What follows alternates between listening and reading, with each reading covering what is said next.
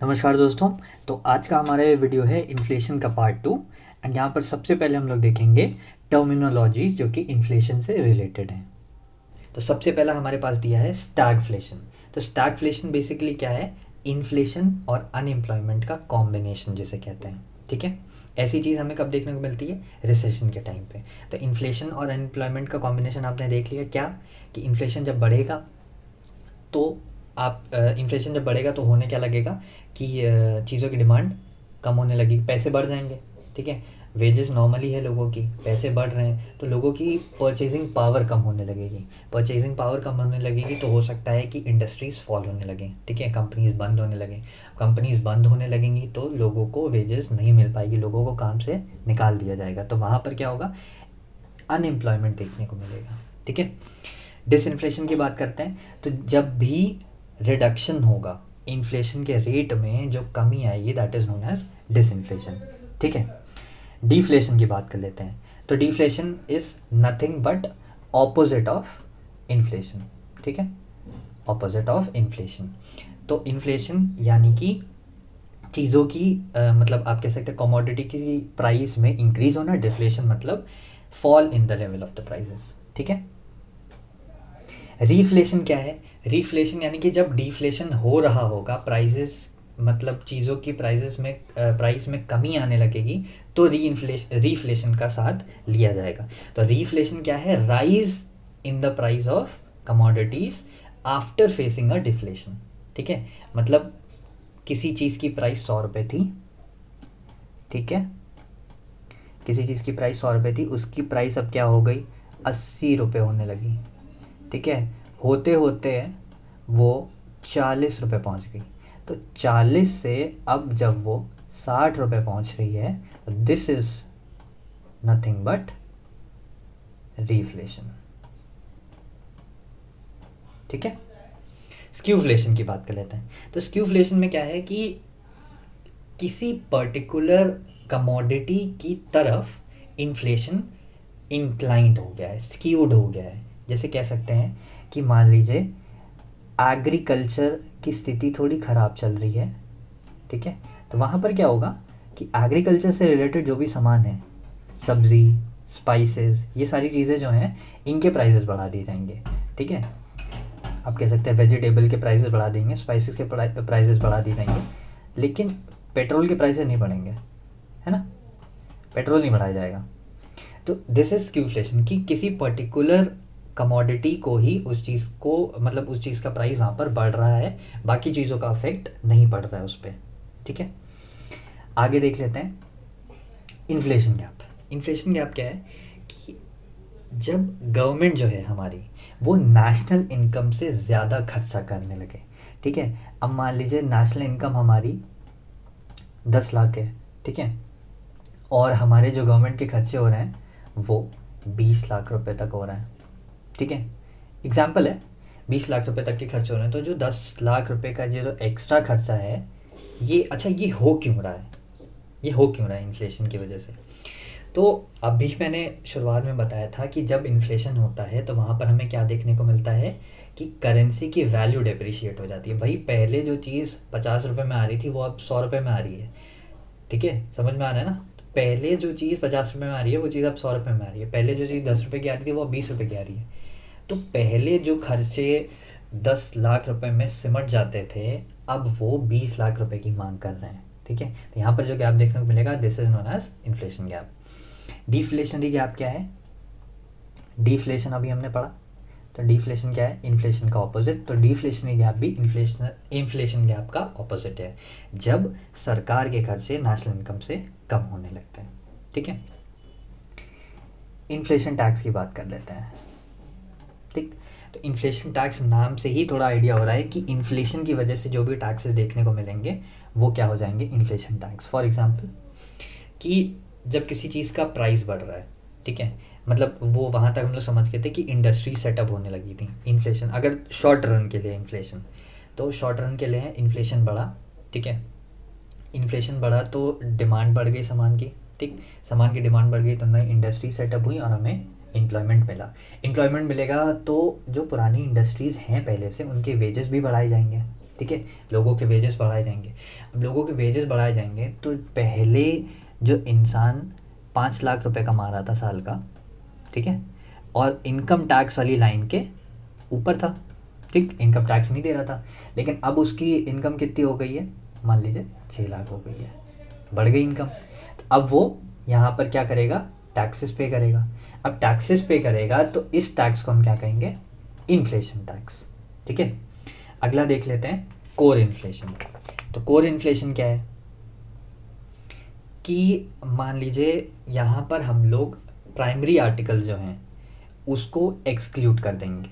For example जैसे food would हो गए, ठीक है, जिसमें कि सिर्फ शॉर्ट टर्म इन्फ्लेशन होता है, ठीक है, जिसमें शॉर्ट टर्म इन्फ्लेशन देखा जाता है, उन क्वांटिटीज़ में हम लोग उसको क्या कहेंगे, कोर इन्फ्लेशन कहेंगे, ठीक है।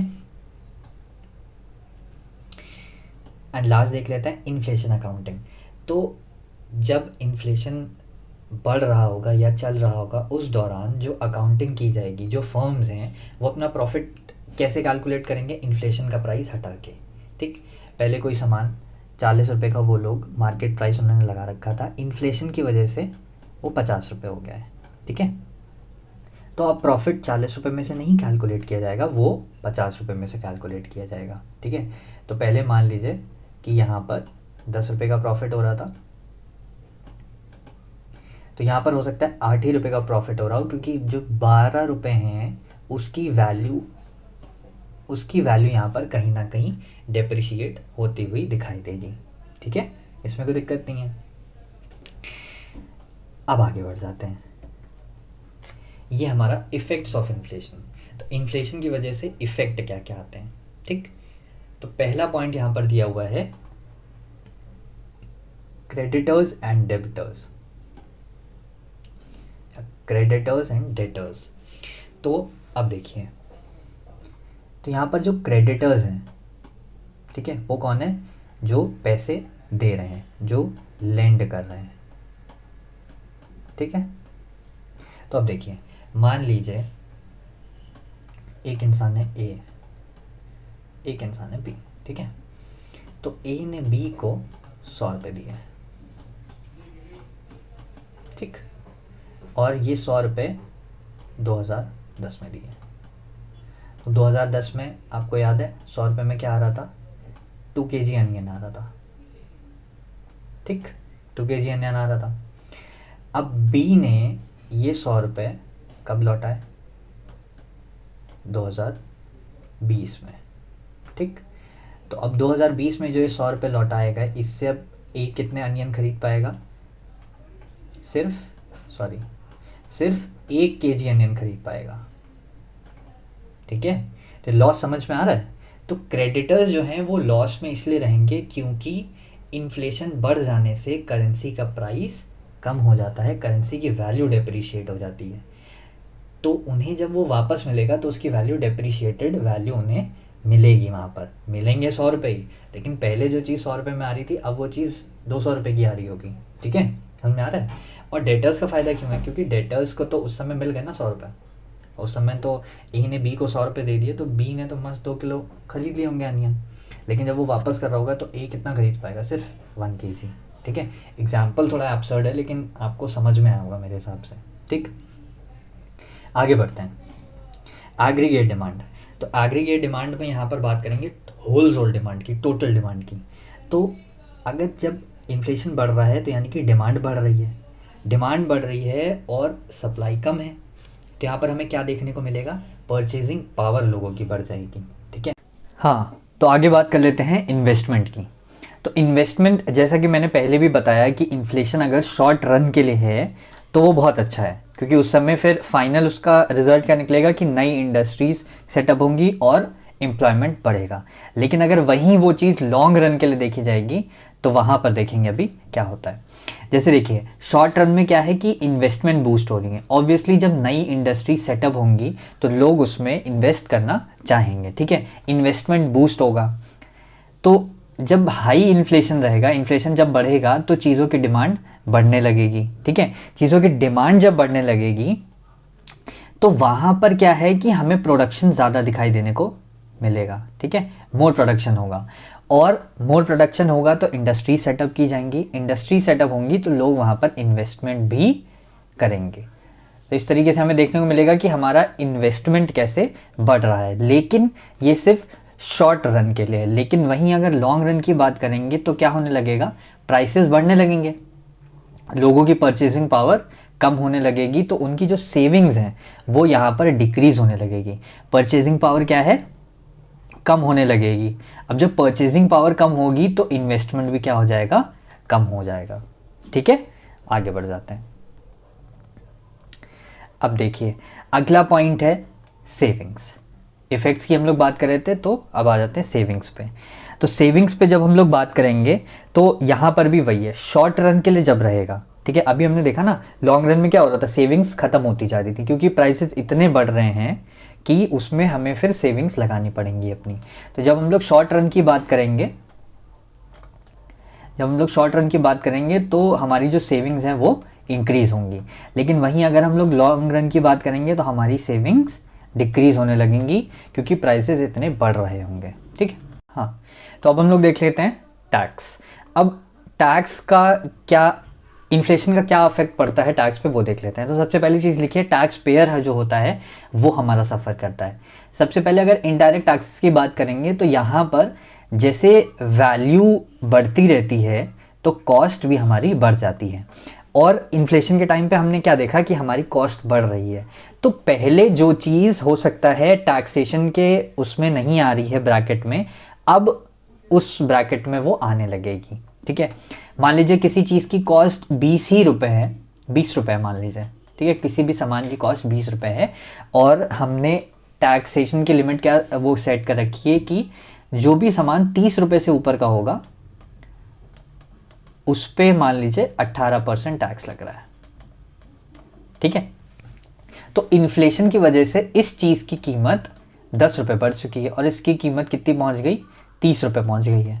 तो अब जैसे ही इसकी कीमत 30 रुपए पहुंचेगी ये भी किस ब्रैकेट में आ जाएगा, 18% के टैक्स के ब्रैकेट में आ जाएगा। तो पहले ये चीज टैक्सेशन में नहीं आती थी, अब ये टैक्सेशन में आने लगी है, किसकी वजह से, इन्फ्लेशन की वजह से, ठीक है। तो ये हो गया। अब ऑब्वियसली टैक्सेशन में आने लगेगी तो जो भी कंज्यूमर इस प्रोडक्ट को कंज्यूम करेगा या इस चीज़ को लेगा उसे टैक्स ज़्यादा देना पड़ेगा, ठीक है, 18% देना पड़ेगा। पहले मान लीजिए इस चीज़ पर टैक्स था, नहीं था, थोड़ा था, लेकिन 18% नहीं था, तो पहले वो चीज़ कम हो रही थी, अब क्या है, टैक्स पेयर सफ़र कर रहा है। डायरेक्ट टैक्स की बात करेंगे तो वहाँ पर भी कुछ ऐसा ही फिनोमेना है, ठीक है। पहले मान लीजिए ए बंदा है, ठीक है, उसकी सैलरी 5 लाख पर एनम है, ठीक है, 5 लाख पर एनम है, और मैंने कहा कि इनकम टैक्स कौन भरेगा, जिसकी इनकम 5 लाख रुपए से 5 लाख सालाना से ऊपर होगी, ठीक है।